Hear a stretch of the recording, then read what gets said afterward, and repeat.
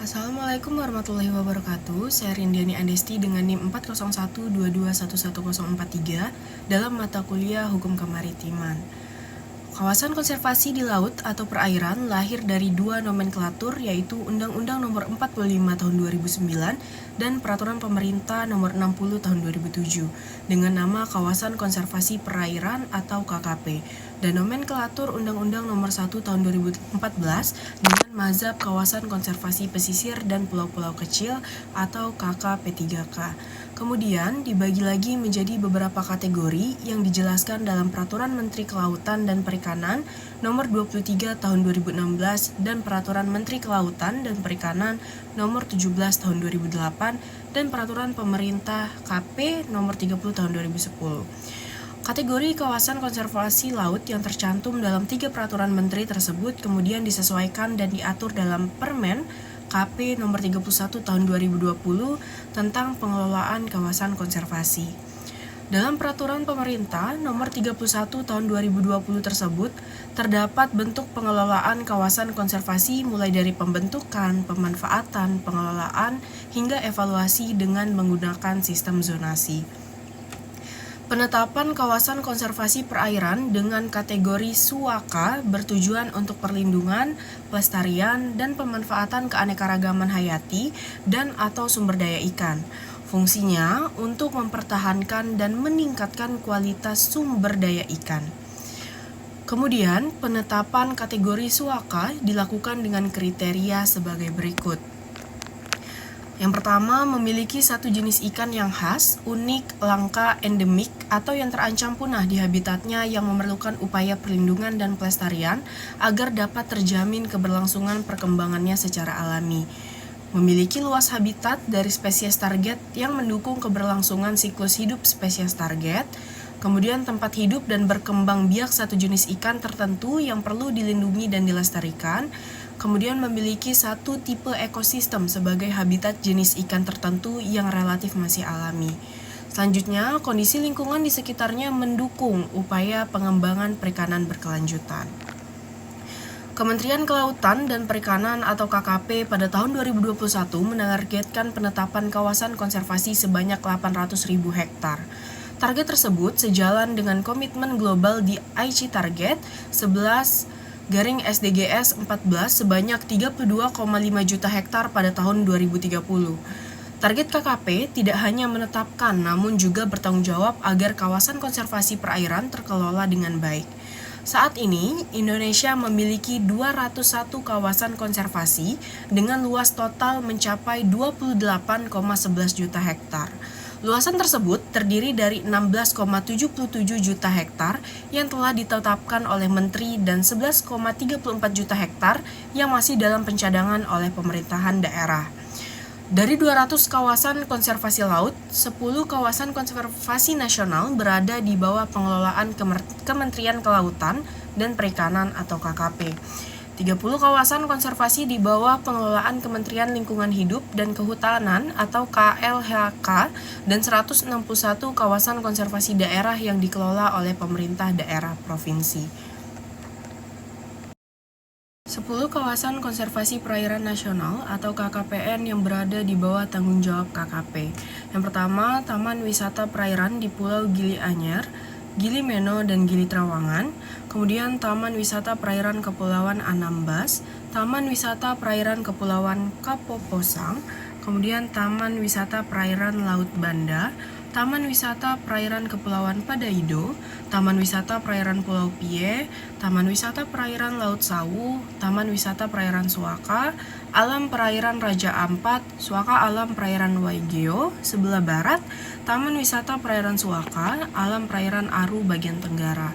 Konservasi sumber daya ikan ialah upaya perlindungan, pelestarian, dan pemanfaatan sumber daya ikan, termasuk ekosistem, jenis, dan genetik untuk menjamin keberadaan, ketersediaan, dan kesinambungannya dengan tetap memelihara dan meningkatkan kualitas nilai dan keanekaragaman sumber daya ikan. Indonesia dikenal sebagai negara mega biodiversity terbesar di dunia yang memiliki tingkat keragaman hayati yang sangat tinggi. Di Indonesia terdapat 2.000 spesies ikan dari 7.000 spesies ikan di dunia. Sumber daya ikan di laut yakni meliputi 37% dari spesies ikan di dunia dan diantaranya memiliki nilai ekonomis.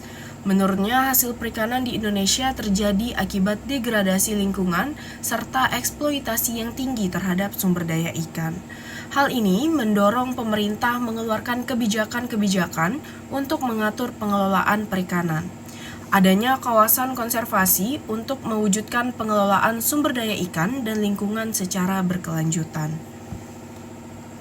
Konservasi laut di Indonesia berdasarkan UNCLOS 1982 memastikan perlindungan dan pengelolaan ekosistem laut, termasuk fauna laut, melalui beberapa ketentuan dan prinsip yang terkait dengan konservasi dan pengelolaan stok ikan, struggling, dan stok ikan sangat bermigrasi. Salah satu contoh fauna laut yang terancam di Indonesia adalah ikan tuna yang terancam oleh perburuan liar dan perubahan lingkungan laut. Dalam konteks konservasi fauna laut di Indonesia, UNCLOS 1982 memastikan bahwa pemanfaatan sumber daya genetik harus diatur dengan baik sesuai dengan pasal 8 ayat J dan bahwa pemanfaatan sumber daya genetik beserta pembagian yang adil kepada pemilik atau penyedia sumber daya genetik harus diatur dengan baik. Selain itu, UNCLOS 1982 juga memastikan bahwa pemanfaatan sumber daya laut dan fauna dilakukan secara berkelanjutan dan berbasis ilmu pengetahuan, serta mempromosikan pengelolaan konservasi secara transnasional.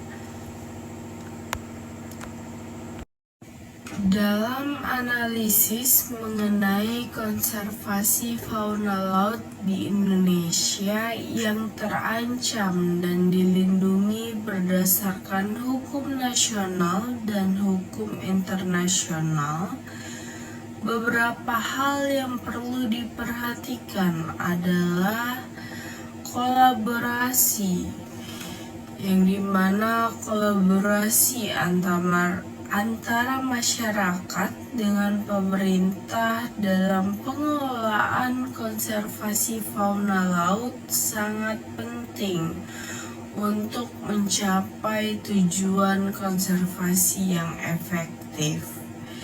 Dalam hal ini, kolaborasi harus dilakukan secara aktif dan berkelanjutan untuk memastikan bahwa konservasi dilakukan secara berbasis masyarakat dan berkelanjutan. Kemudian yang kedua, keterlibatan masyarakat. Masyarakat harus terlibat dalam semua aspek kegiatan konservasi untuk memastikan bahwa konservasi dilakukan secara berkelanjutan dan berbasis masyarakat. Dalam hal ini, keterlibatan masyarakat harus dilakukan secara aktif dan berkelanjutan untuk memastikan bahwa masyarakat mendapatkan peran yang lebih aktif dalam pengelolaan konservasi. Kemudian pengelolaan sumber daya genetik. Pengelolaan sumber daya genetik harus diatur dengan baik untuk memastikan bahwa pemanfaatan sumber daya genetik dilakukan secara adil dan setara.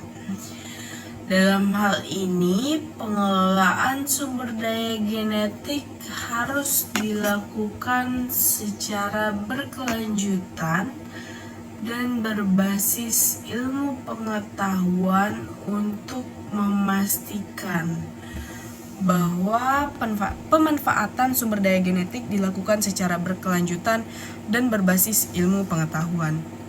Selanjutnya, perjanjian internasional. Indonesia harus memastikan bahwa perjanjian internasional yang terkait dengan konservasi fauna laut seperti Protokol Nagoya diterapkan secara efektif dan sesuai dengan hukum nasional.